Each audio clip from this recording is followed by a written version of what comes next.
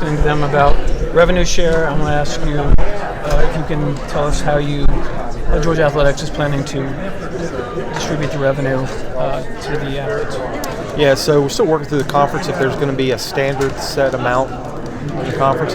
But I can tell you right now, it's with or without a conference standard, ours is going to be very close to the formula that was created for the back pay, which is 75, 15, 5, and 5. There'll be some variances in there, but that's a good starting point. We're working through those final last percentages, but it's going to be probably very close to what was prescribed in the back pay formula. That's 75. Football, 15 men's basketball, 5% women's basketball, 5% other.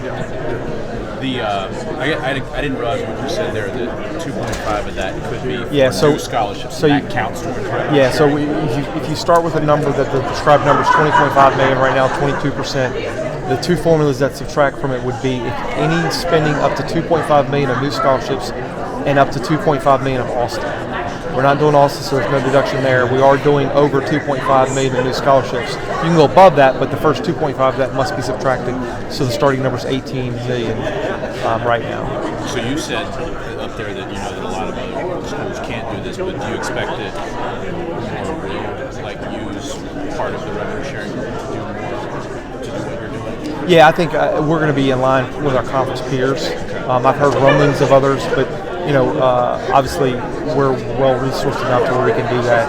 But it's going to be interesting to see, and you won't really know until you see the fall semester kind of play out in the year when you can see how rosters stack up, but to see what commitments schools have made to which sports. But the impact will be known in a year or two as some programs grow and some do not. Josh, there's been discussion across college football, some teams going away from the traditional spring game. Has there been any discussion about that with G-Day? We haven't had we're still full planning on G-Day for this year.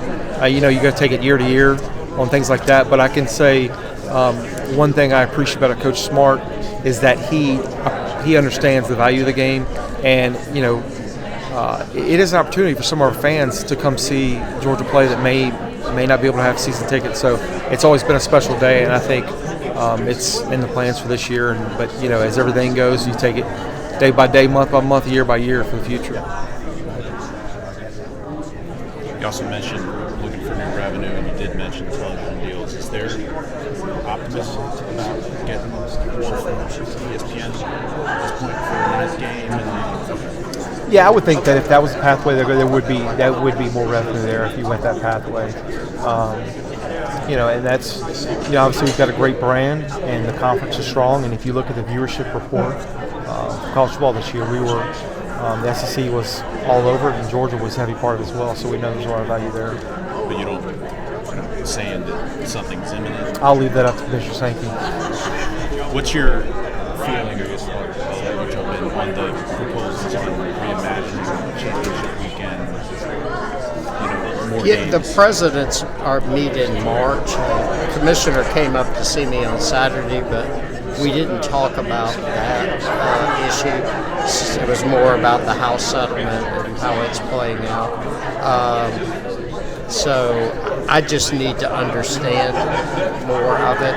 I'm a big fan of the SEC championship weekend because it brings a lot of fans to Atlanta. So I'd hate to see that go away.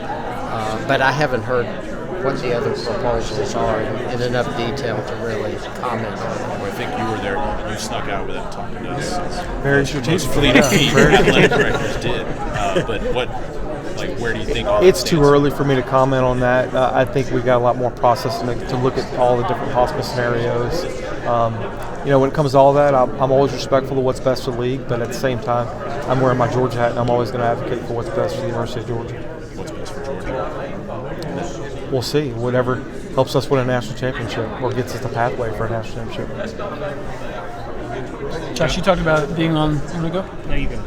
Being on some of these NCAA football committees. What are some of the top issues that you guys are dealing with on these committees this cycle? Yeah, so it's been documented. The AFCA came out with their suggestion for the transfer portal, eliminating 2 windows going down to 1. So that's something we're discussing right now. There's also going to be future discussions on what does the calendar look like in football long term as things continue to evolve? What does the practice and playing season look like? What does the off season look like? So I think there's been a constant evolution there as we enter in this new world. A couple of weeks left of the men's basketball regular season. Just how would you assess where the program is right now, Max 30? Yeah, I never comment on the status of a program in season. I've been consistent on that in 5 years, and my focus right now is on the next game. We got Florida tonight, and we got 3 more after that. So every program I've got, I'm always focused on the next game, and we got trying to go get a victory tonight. Anything else? You guys good?